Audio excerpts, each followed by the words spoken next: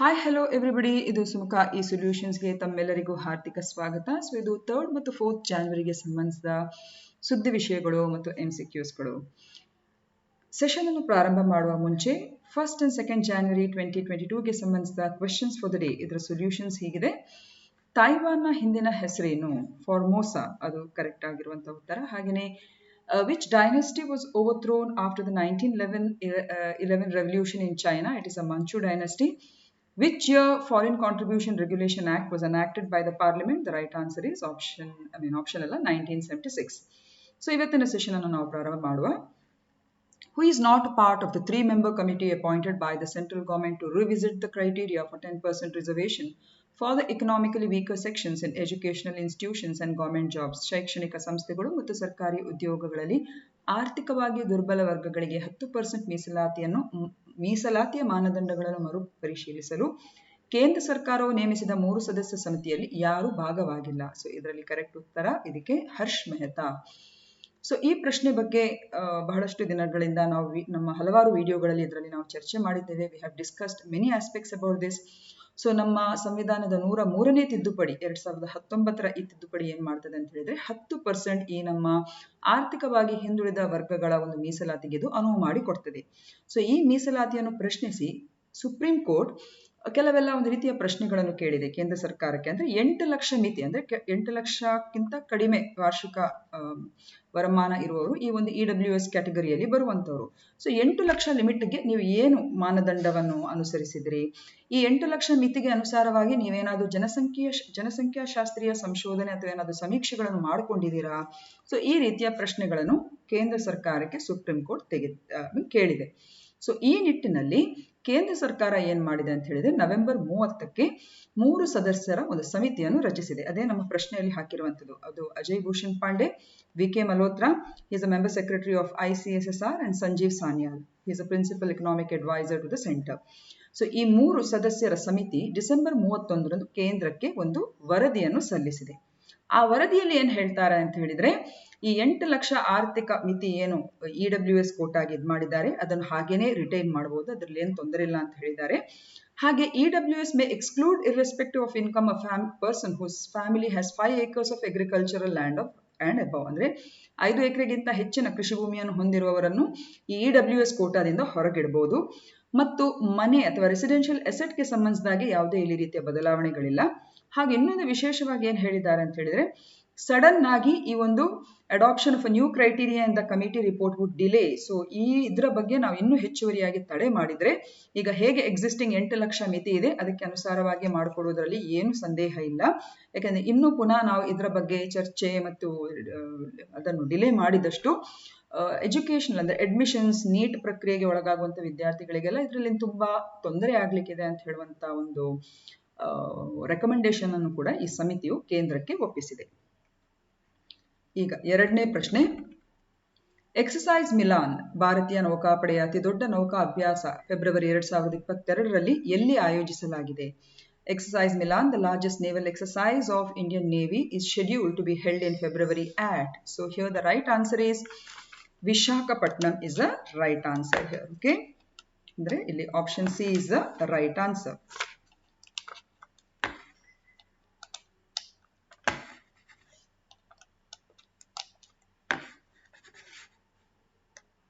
Yes. So ಇದು ಕೂಡ ಅಷ್ಟೇ ಫೆಬ್ರವರಿಯಲ್ಲಿ ಪ್ಲಾನ್ ಮಾಡಲಾಗಿರೋ ಅಥವಾ ಆಯೋಜನೆಗೊಳ್ಳಲಿಕ್ಕಿರುವಂತಹ ಈ ಮಿಲಾನ್ ಅಂತ ಹೇಳುವಂತ ಎಕ್ಸಸೈಸ್ ಏನಿದೆ ಇದು ಭಾರತವು ಈ ಒಂದು ವಿಶೇಷವಾಗಿರುವಂತಹ ನೌಕಾ ತಾಲೀಮನ್ನು ನಡೆಸಿಕೊಳ್ಳಲಿಕ್ಕಿದೆ. ಇದರಲ್ಲಿ ಸರಿಸುಮಾರು 46 ದೇಶಗಳು ಭಾಗವಹಿಸುವಂತಹ ಒಂದು ಸೂಚನೆ ಇದೆ. ಹಾಗೆ ಇದನ್ನು ಫೆಬ್ರವರಿ 2022ರಂದು ಆಯೋಜಿಸಲಿಕ್ಕಿದ್ದಾರೆ. ಇದು 11ನೇ ಒಂದು ಆವೃತ್ತಿ ಈ ಒಂದು ನೌಕಾ ತಾಲೀಮಿಗೆ ಸಂಬಂಧಿಸಿದಾಗೆ. ಇದನ್ನು 1995ರಲ್ಲಿ ಈ ಎಕ್ಸಸೈಸ್ ಅನ್ನು ಇನಿಷಿಯೇಟ್ ಮಾಡಿದ್ದಾರೆ. ಓಕೆ, ಸೊ ಇಲ್ಲಿ ತನಕ ಅದನ್ನು ಪೋರ್ಟ್ ಬ್ಲೇರ್ ಅಲ್ಲೇ ಮಾಡ್ತಾ ಇದ್ರು, ಬಟ್ ನಾವು ಇದನ್ನು ವಿಶಾಖಪಟ್ಟಣಂ ಅಲ್ಲಿ ಅದನ್ನು ಶಿಫ್ಟ್ ಮಾಡಿದ್ದಾರೆ ಈ ವರ್ಷದಿಂದ. ಯಾಕಂದ್ರೆ ಅಲ್ಲಿ ಬಹಳಷ್ಟು ಇನ್ನಷ್ಟು ಹೆಚ್ಚು ಸ್ಪೇಸ್ ಮತ್ತು ಫೆಸಿಲಿಟಿಗಳು ಇರುವ ಕಾರಣ ಅದನ್ನು ವಿಶಾಖಪಟ್ಟಣಂ ಅಲ್ಲಿ ಅದನ್ನು ಆರ್ಗನೈಸ್ ಮಾಡ್ಲಿಕ್ಕಿದ್ದಾರೆ. ಹಾಗೂ ಬೈಇನಿಯಲ್ಲಿ ಅದನ್ನು ಮಾಡ್ತಾ ಇದ್ದಾರೆ, 2 ವರ್ಷಕ್ಕೆ ಒಂದ್ಸಲ ಅದನ್ನು ಆಯೋಜಿಸ್ತಾ ಇದ್ದಾರೆ. 3ನೇ ಪ್ರಶ್ನೆ. ರಾಣಿ Velu Nachiyar showed her valor in her fight against whom? ರಾಣಿ ವೇಲು ನಾಚಿಯಾರ್ ಯಾರ ವಿರುದ್ಧದ ಹೋರಾಟದಲ್ಲಿ ತನ್ನ ಪರಾಕ್ರಮವನ್ನು ತೋರಿಸಿದರು? So here the right answer is option C, that is British East India Company.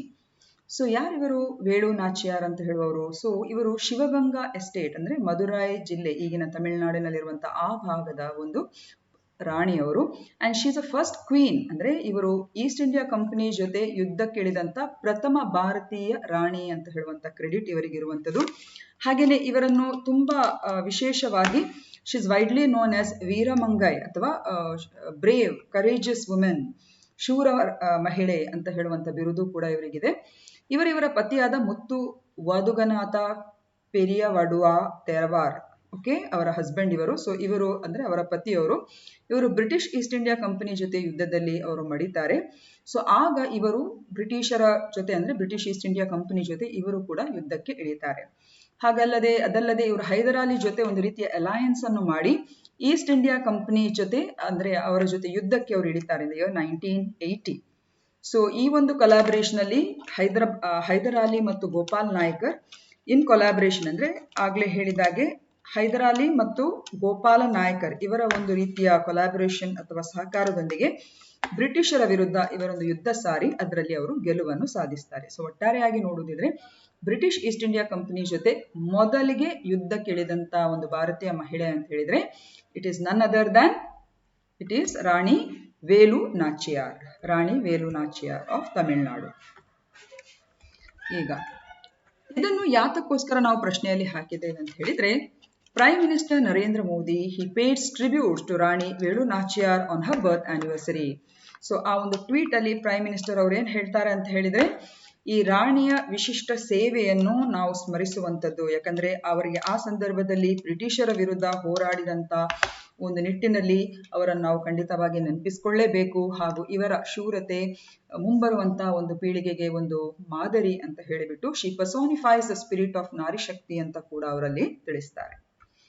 4ನೇ ಪ್ರಶ್ನೆ, which of the following organisation observe the 64th foundation day of its establishment on January 1st, 2022? ಕೆಳಗಿನ ಯಾವ ಸಂಸ್ಥೆಯು ತನ್ನ ಸ್ಥಾಪನೆಯ 64ನೇ ಸಂಸ್ಥಾಪನಾ ದಿನವನ್ನು ಜನವರಿ 1, 2022 ಆಚರಿಸಿದೆ? ಸೊ ಇದಕ್ಕೆ ಕರೆಕ್ಟ್ ಉತ್ತರ option D. Okay, option D is the right answer, that is DRDO. So DRDO ಅಂತ ಹೇಳುವಾಗ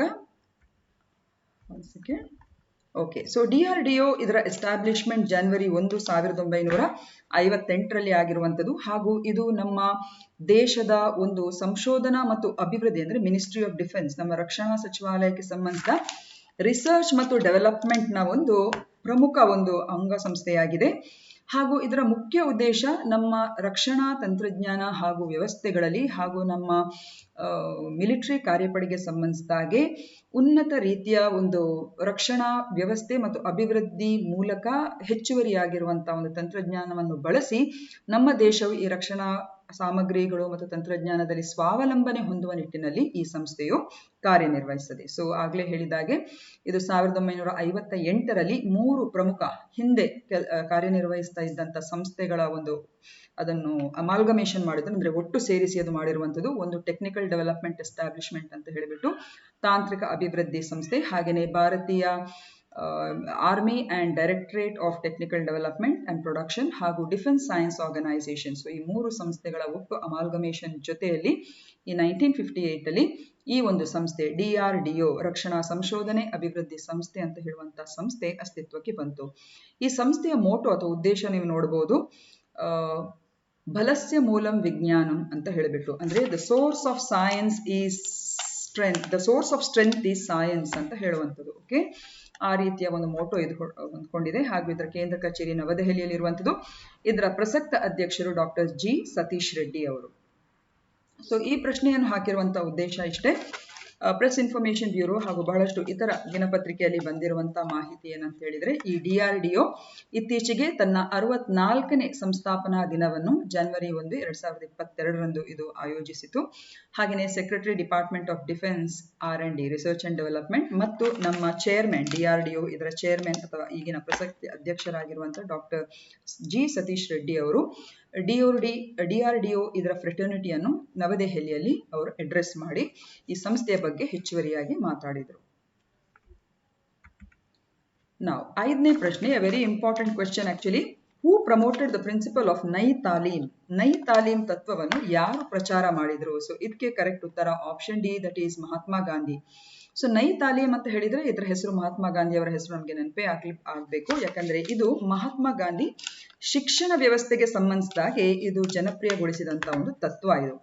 ಇದರ ಪ್ರಕಾರ ಅನುಭವಾತ್ಮಕ ಕಲಿಕೆಗೆ ಅವರು ಹೆಚ್ಚು ಒತ್ತು ಕೊಡ್ತಾರೆ. ಅಂದ್ರೆ ನಾವು ಏನೇ ಒಂದು ವಿಜ್ಞಾನ ಅಥವಾ ಏನೇ ಒಂದು ಜ್ಞಾನವನ್ನು ಮಕ್ಕಳಿಗೆ ತಲುಪಬೇಕು ಅಂತ ಹೇಳಿದ್ರೆ ಅದನ್ನು ಮಾಡಿಸಿ ಅನುಭವದ ಮೂಲಕ ಅದನ್ನು ಕಲಿಸಿದ್ರೆ ಮಾತ್ರ ಅದು ತುಂಬಾನೇ ಪರಿಣಾಮಕಾರಿಯಾದಂತಹ ಒಂದು ವಿಧಾನ ಅಂತ ಹೇಳ್ಬಿಟ್ಟು ಮಹಾತ್ಮ ಗಾಂಧಿ ಅವರು ಹೇಳ್ತಾರೆ. ಸೊ ಅದಲ್ಲದೆ ಈ ಒಂದು ವಿಧಾನದಿಂದ ಟೋಟಲ್ ಆಗಿ ಒಂದು ಮಗುವಿನ ದೇಹ, ಮನಸ್ಸು ಮತ್ತು ಆತ್ಮ ಇದರ ಒಂದು ಸಮಗ್ರವಾದ ಬೆಳವಣಿಗೆಗೆ ಇದು ಕಾರಣ ಆಗ್ತದೆ. ಸೊ ಹಾಗಾಗಿ ಈ ಒಂದು ನೈ ತಾಲೀಮ್ನ ಮೂಲಕ ಮಕ್ಕಳನ್ನು ಆದಷ್ಟು ಒಂದು ಉತ್ಪಾದಕ ಕಲೆ, ಒಂದು ಕರಕುಶಲ ಮತ್ತು ಕಮ್ಯುನಿಟಿ ಎಂಗೇಜ್ಮೆಂಟ್ ಅಂತ ಹೇಳಿದ್ರೆ ಸಮುದಾಯದ ಕಡೆ ಒಂದು ರೀತಿಯ ಸೇವೆಯನ್ನು ಮಾಡುವಂತ ಒಂದು ಚಟುವಟಿಕೆಗಳ ಮೂಲಕ ಈ ಒಂದು ಕಲಿಕೆಯ ಪ್ರಕ್ರಿಯೆಯನ್ನು ನಾವು ಮಾಡಬೇಕು ಅಂತ ಅವರು ಹೇಳ್ತಾರೆ. ಸೊ ಈ ಒಂದು ಪ್ರಕ್ರಿಯೆ ಏನಿದೆ, ಕನ್ಫ್ಯೂಷಸ್ ಬಹಳಷ್ಟು ವರ್ಷಗಳ ಹಿಂದೆ ಐ ಹಿಯರ್ ಐ ಫೊಗೆಟ್, ಕೇಳಿದನ್ನು ನಾವು ಬೇಗನೆ ಮರ್ತ್ಕೊಳ್ತೇವೆ. ಐ ಸಿ ಐ ರಿಮೆಂಬರ್, ನೋಡಿದನ್ನು ತಕ್ಕ ಮಟ್ಟಿಗೆ ನಾವು ನೆನಪಿಟ್ಕೊಳ್ತೇವೆ. I do and I understand, ಅಂದ್ರೆ ಮಾಡಿದನ್ನು ಖಂಡಿತವಾಗಿ ನಮಗೆ ಸರಿಯಾದ ರೀತಿಯಲ್ಲಿ ಅರ್ಥ ಮಾಡಿಸ್ಕೊಳ್ಬಹುದು. ಸೊ ಹಾಗಾಗಿ ಎಕ್ಸ್ಪೀರಿಯನ್ಷಿಯಲ್ ಲರ್ನಿಂಗ್ ಅಥವಾ ಅನುಭವಾತ್ಮಕ ಕಲಿಕೆ ಎಂಬುದು ಗಾಂಧೀಜಿಯವರು ಜನಪ್ರಿಯಗೊಳಿಸಿದಂತ ಈ ನೈ ತಾಲೀಮ್ ಶಿಕ್ಷಣ ವ್ಯವಸ್ಥೆ ಅಥವಾ ಒಂದು ತತ್ವದ ಒಂದು ಪ್ರಮುಖವಾದಂತಹ ಒಂದು ಆಧಾರ.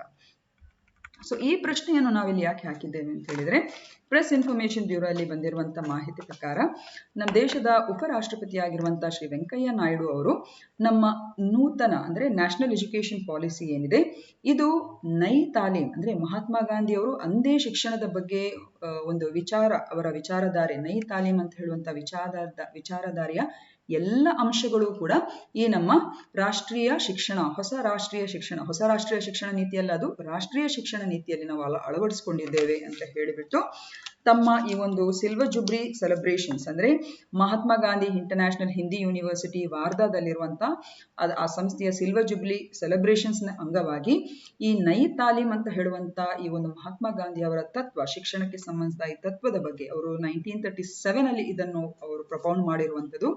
ಸೊ ಅದಕ್ಕೆ ಸಂಬಂಧಿಸಿದಾಗೆ ಹೇಗೆ ಈ ಒಂದು ನೈ ತಾಲೀಮ್ ಮಾತೃಭಾಷೆ ಅನುಭವಾತ್ಮಕ ಕಲಿಕೆಗೆ ಹೇಗೆ ಒತ್ತು ಕೊಡ್ತದೆ, ಸೊ ಅದೇ ರೀತಿ ಈಗಿನ ನಮ್ಮ ರಾಷ್ಟ್ರೀಯ ಶಿಕ್ಷಣ ನೀತಿಯು ಈ ಎಲ್ಲ ಅಂಶಗಳನ್ನು ಪಾಲಿಸ್ಕೊಳ್ತಾ ಇದೆ ಅಂತ ಹೇಳ್ಬಿಟ್ಟು ತಮ್ಮ ಒಂದು ಅಡ್ರೆಸ್ ಅಂದ್ರೆ ಅವರು ಜನರನ್ನು ಉದ್ದೇಶಿಸಿ ಮಾತನಾಡುವುದರಲ್ಲಿ ಅವರು ತಿಳಿಸಿದ್ದಾರೆ. ಈಗ 6ನೇ ಪ್ರಶ್ನೆ, ಪರ್ಚೇಸಿಂಗ್ ಮ್ಯಾನೇಜರ್ಸ್ ಇಂಡೆಕ್ಸ್ ಸಂಬಂಧಿಸಿದಂತೆ ಈ ಕೆಳಗಿನ ಹೇಳಿಕೆಗಳನ್ನು ಪರಿಗಣಿಸಿ. ಅಂದ್ರೆ ಏನು ಪರ್ಚೇಸಿಂಗ್ ಮ್ಯಾನೇಜರ್ಸ್ ಇಂಡೆಕ್ಸ್ ಅಂದ್ರೆ ಏನು? ಸೊ ಇಲ್ಲಿ ಕರೆಕ್ಟ್ ಉತ್ತರ ಆಪ್ಷನ್ ಎ, ಇದು ಉತ್ಪಾದನಾ ಮತ್ತು ಸೇವಾ ವಲಯಗಳ ವ್ಯಾಪಾರ ಚಟುವಟಿಕೆಗೆ ಸಂಬಂಧಿಸಿದ ಒಂದು ಸೂಚಕವಾಗಿದೆ. It's an indicator of business activity of manufacturing and services sector. ಹಾಗಂದ್ರೆ ಏನು ಅಂದ್ರೆ ನಮ್ಮ ದೇಶದಲ್ಲಿರುವಂತಹ ಬೇರೆ ಬೇರೆ ವಲಯಗಳು, ಅದು ಮ್ಯಾನುಫ್ಯಾಕ್ಚರಿಂಗ್ ಅಂದ್ರೆ ಉತ್ಪಾದನಾ ವಲಯಗಳಿರ್ಬೋದು, ಸೇವಾ ವಲಯಗಳಿರ್ಬೋದು. ಸೊ ಇದಕ್ಕೆ ಸಂಬಂಧಿಸಿದಾಗೆ ಈ ಒಂದು ವ್ಯವಹಾರಾತ್ಮಕ ಚಟುವಟಿಕೆಗಳು ಯಾವ ರೀತಿಯಾಗಿ ಇದೆ ಅಂತ ಹೇಳುವುದಕ್ಕೆ ಕೊಡುವಂತ ಸೂಚ್ಯಾಂಕವೇ ಈ purchasing managers index. Okay, so ಇದನ್ನು ಹೇಗೆ ಮಾಡ್ತಾರೆ ಅಂತ ಹೇಳಿದ್ರೆ ಒಂದು ಸಮೀಕ್ಷೆಯ ಮೂಲಕ ಮಾಡ್ತಾರೆ. ರೆಸ್ಪಾಂಡೆಂಟ್ಸ್ ಅಂದ್ರೆ ಗ್ರಾಹಕರಿರ್ಬೋದು, ಈ ಸೇವೆಯ ಒಂದು ಫಲಾನುಭವಿಗಳಿರ್ಬೋದು, ಅವರಿಗೆ ಸಂಬಂಧಿಸಿದಾಗೆ ಕೆಲವೆಲ್ಲ ಒಂದು ರೀತಿಯ ಕ್ವಾಲಿಟೇಟಿವ್ ಕ್ವೆಶನ್ಸ್ಗಳನ್ನು ಅಥವಾ ಕ್ವೆಶನೇರ್ನ ಮೂಲಕ ಈ ಒಂದು ಡೇಟಾ ಅಥವಾ ದತ್ತಾಂಶವನ್ನು ಕಲೆ ಹಾಕ್ತಾರೆ. ಓಕೆ, ಅದರ ಮೂಲಕ ಈ ಒಂದು ಇಂಡೆಕ್ಸ್ ಅನ್ನು ಕಾಂಪೋಸೈಟ್ ಇಂಡೆಕ್ಸ್ ಅನ್ನು ಅವರು ತಯಾರಿಸ್ತಾರೆ. ಸೊ ಆಗ್ಲೇ ಹೇಳಿದಾಗೆ ಪರ್ಚೇಸಿಂಗ್ ಮ್ಯಾನೇಜರ್ ಇಂಡೆಕ್ಸ್ ಇದು ಕೆಲವೆಲ್ಲ ಕ್ವಾಲಿಟೇಟಿವ್ ಪ್ರಶ್ನಾವಳಿಗಳ ಮೂಲಕ ಇದನ್ನು ಅವರು ಸಿದ್ಧಪಡಿಸ್ತಾರೆ.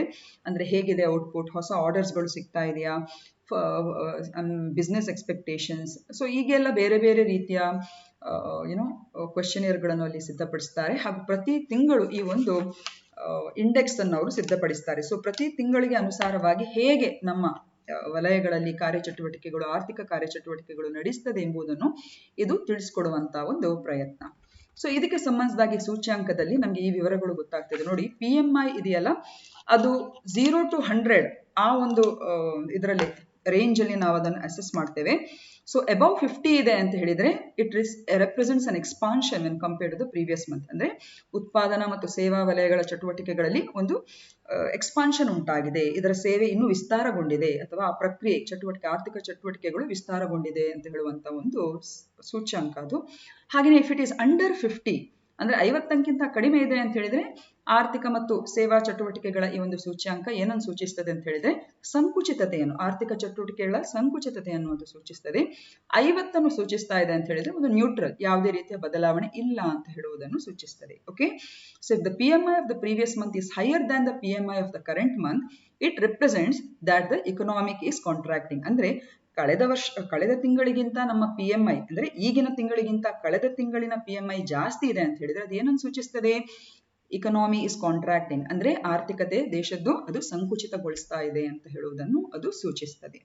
ಸೊ ಇದು ನಮ್ಮ ಪ್ರೆಸ್ ಇನ್ಫಾರ್ಮೇಶನ್ ಬ್ಯೂರೋಗೆ ಬಂದಿರುವಂತಹ ಮಾಹಿತಿ. PMI ಇದು it fell to 55.5 in December from 57.6 in the previous month of November. So ನವೆಂಬರ್ಗೆ ಹೋಲಿಸಿದ್ರೆ ಡಿಸೆಂಬರ್ ಅಲ್ಲಿ ಅದು 55.5ಕ್ಕೆ ಕುಸಿತ ಕಂಡಿದೆ ಅಂತ ಹೇಳಿಬಿಟ್ಟು. ಸೊ ಹಾಗಾಗಿ ಅದು ಏನನ್ನು ಸೂಚಿಸ್ತದೆ ಅಂತ ಹೇಳಿದ್ರೆ ಎಲ್ಲೋ ಒಂದು ಕಡೆ ಸಂಕುಚಿತತೆ, ಅಲ್ಪ ಪ್ರಮಾಣದ ಸಂಕುಚಿತತೆಯನ್ನು ಇದು ಸೂಚಿಸ್ತದೆ. ಬಟ್ ಇನ್ನೊಂದೇನಪ್ಪಾ ಅಂತ ಹೇಳಿದ್ರೆ ಈ ಒಂದು ಸೂಚ್ಯಾಂಕ ಇದು ತಿಂಗಳುವಾರ ಅದನ್ನು ಗಮನಿಸುವಾಗ ಆ ಸಂಖ್ಯೆಯಲ್ಲಿ ಸ್ವಲ್ಪ ಕಡಿಮೆ ಸಂಕುಚಿತತೆ ಕಂಡು ಬಂದರೂ ಕೂಡ ಓವರ್ ಆಲ್ ರೀಡಿಂಗ್ 50ಗಿಂತ ಎಬವ್ ಇದೆ. ಸೊ ಒಟ್ಟಾರೆಯಾಗಿ ನೋಡುವಾಗ ಇಕನಾಮಿಕ್ ಆಕ್ಟಿವಿಟಿ ತಕ್ಕಮಟ್ಟಿಗೆ ಅದು ವಿಸ್ತಾರಗೊಳ್ತಾ ಇದೆ ಅಂತ ಹೇಳುವಂಥದ್ದನ್ನು ಕೂಡ ಇದರಲ್ಲಿ ನಾವು ಅನಲೈಸ್ ಮಾಡಬಹುದು. ಆದ್ರೆ ನವೆಂಬರ್ಗೆ ಹೋಲಿಸಿದ್ರೆ ಈ ಒಂದು ಇಕನಾಮಿಕ್ ಆಕ್ಟಿವಿಟಿ ಸ್ಲೋ ಡೌನ್ ಆಗಿದೆ ಅಂತ ಹೇಳಿಬಿಟ್ಟು ಇದರಿಂದ ನಮಗೆ ಇನ್ಫಾರ್ಮ್ ಮಾಡಬಹುದು. 7ನೇ ಪ್ರಶ್ನೆ, in which of the following countries civilian prime minister Abdullah Hamdok resigned? So ಈ ಕೆಳಗಿನ ಯಾವ ದೇಶಗಳಿಗೆ ನಾಗರಿಕ ಪ್ರಧಾನಮಂತ್ರಿ ಅಬ್ದುಲ್ಲಾ ಹ್ಯಾಮ್ಡೋಕ್ ಅವರು ರಾಜೀನಾಮೆ ನೀಡಿದ್ದಾರೆ? ಸೊ ಇದಕ್ಕೆ ಕರೆಕ್ಟ್ ಉತ್ತರ option B, that is Sudan. So ಇದು 4ನೇ ಜನವರಿಯಲ್ಲಿ ಬಂದಿರುವಂತಹ ಮಾಹಿತಿ. ಸೊ ಅಬ್ದುಲ್ಲಾ ಹ್ಯಾಮ್ಡಾಕ್ ಅವರನ್ನು ಮಿಲಿಟರಿ ಅವರು ಕೆಳಗಿಳಿಸಿತ್ತು, ಪದಚ್ಯುತಿಗೊಳಿಸಿತ್ತು. ಆ ನಂತರ ಪುನಃ ಅವರನ್ನು ರೀಇನ್ಸ್ಟೇಟ್ ಮಾಡಿತ್ತು. ಅರ್ಥ ಆಯ್ತಲ್ಲ? ಬಟ್ ಇವಾಗ ಏನ್ ಮಾಡಿದ್ದಾರೆ ಅಂತ ಹೇಳಿದ್ರೆ Sudan people are protesting against military and they consider Abdalla Hamdok as an agent of military. So Sudanese pro democracy groups have demanded that military generals hand over part to an independent civilian authority. So ಹಾಗಾಗಿ ಇವರು ಏನ್ ಮಾಡಿದ್ದಾರೆ ಅಂತ ಹೇಳಿದ್ರೆ ಈಗ ಅವರು ಇವರನ್ನು ರಾಜೀನಾಮೆ ನೀಡಿದ್ದಾರೆ. ಓಕೆ, ಪ್ರಧಾನಮಂತ್ರಿ ಅಬ್ದುಲ್ಲಾ ಹ್ಯಾಮ್ಡಾಕ್ ಅವರು ಇತ್ತೀಚೆಗೆ ಈ ಎಲ್ಲ ಒಂದು ರೀತಿಯ ರಾಜಕೀಯ ಬದಲಾವಣೆಯಿಂದ ಅವರು ಬೇಸತ್ತು ಅವರು ರಾಜೀನಾಮೆಯನ್ನು ನೀಡಿದ್ದಾರೆ. He is from Sudan. So ಇದು ಇವತ್ತಿನ ಪ್ರಶ್ನೆ. ಸೊ ಸುದಾನ್ ಅಂತ ನೋಡಿದ್ರೆ ಇಲ್ಲಿ ನಾವು ನೋಡಬಹುದು, ನೋಡಿ ಹಾರ್ನ್ ಆಫ್ ಆಫ್ರಿಕಾ ಅಂತ ಹೇಳಿ ಕೆಲವು ಸಲ ಪ್ರಶ್ನೆಯಲ್ಲೆಲ್ಲ ಕೇಳ್ತಾರೆ. ನೋಡಿ ಹಾರ್ನ್ ಆಫ್ ಆಫ್ರಿಕಾದ ಒಂದು ಭಾಗ, ಇದಕ್ಕೆ ನಾವು ಹಾರ್ನ್ ಆಫ್ ಆಫ್ರಿಕಾ ಅಂತ ಹೇಳುವಂಥದ್ದು. ಸೊ ಇದರ ಉತ್ತರ ಈಶಾನ್ಯ ಭಾಗದಲ್ಲಿ ಕೆಂಪು ಸಮುದ್ರ ಇದೆ. So it is not a land lock country, ಇದು ಭೂವೇಷ್ಟಿತ ದೇಶ ಅಲ್ಲ. ಸೊ ಇದನ್ನು ಜಸ್ಟ್ ಒಂದು ವಿಜುವಲ್ ಅಸೆಸ್ಮೆಂಟ್ಗೆ ಈ ಒಂದು ಚಿತ್ರವನ್ನು ನಾವು ಹಾಕಿದ್ದೇವೆ. ಇದು ಇವತ್ತಿನ ಪ್ರಶ್ನೆಗಳು. Okay, questions for the day. DRDO ಇದರ ಧ್ಯೇಯ ವಾಕ್ಯವೇನು? 2ನೇದು, ಬಹುಪಕ್ಷೀಯ ನೌಕಾ ವ್ಯಾಯಾಮ ಮಿಲಾನ್ ಇದನ್ನು ಯಾವ ವರ್ಷದಿಂದ ಇದು ನಡೆದುಕೊಂಡು ಬಂದಿದೆ? 3ನೇದು, ರಾಣಿ ವೇಲು ನಾಚಿಯಾರ್ ಅವರ ಪ್ರಸ್ತುತ ಭಾರತದ ಯಾವ ರಾಜ್ಯಕ್ಕೆ ಸೇರಿದವರು? Rani Velu Nachiyar belongs to which of the present states of India, ಯಾವ ರಾಜ್ಯಕ್ಕೆ ಅವರು ಸೇರ್ತಾರೆ ಅಂತ ಹೇಳಿಬಿಟ್ಟು. ಸೊ ಇದಿಷ್ಟು ಇವತ್ತಿನ ಪ್ರಶ್ನೆಗಳು ಡಿಯರ್ ಸ್ಟೂಡೆಂಟ್ಸ್. ನಮ್ಮ ವಿಡಿಯೋ ಲೈಕ್ ಆದ್ರೆ ಖಂಡಿತ ಲೈಕ್ ಮಾಡಿ, ಶೇರ್ ಮಾಡಿ ಹಾಗೂ ಸಬ್ಸ್ಕ್ರೈಬ್ ಮಾಡಿ. ಹಾಗೂ ಯಾರಿಗೆಲ್ಲ ಈ ವಿಡಿಯೋ ಇದಕ್ಕೆ ಸಂಬಂಧಿಸಿದ PPT ಬೇಕಾದಲ್ಲಿ ನಮ್ಮ ಡಿಸ್ಕ್ರಿಪ್ಷನ್ ಅಲ್ಲಿ ಇರುವಂತಹ ಬ್ಲಾಗ್ ಸ್ಪಾಟ್ ಅಥವಾ ಟೆಲಿಗ್ರಾಮ್ ಲಿಂಕ್ ನ ಮೂಲಕ ನೀವು ಖಂಡಿತ ಮಾಹಿತಿಯನ್ನು ಪಡ್ಕೊಬಹುದು. ಅಲ್ಲಿ ತನಕ take care and have a nice day.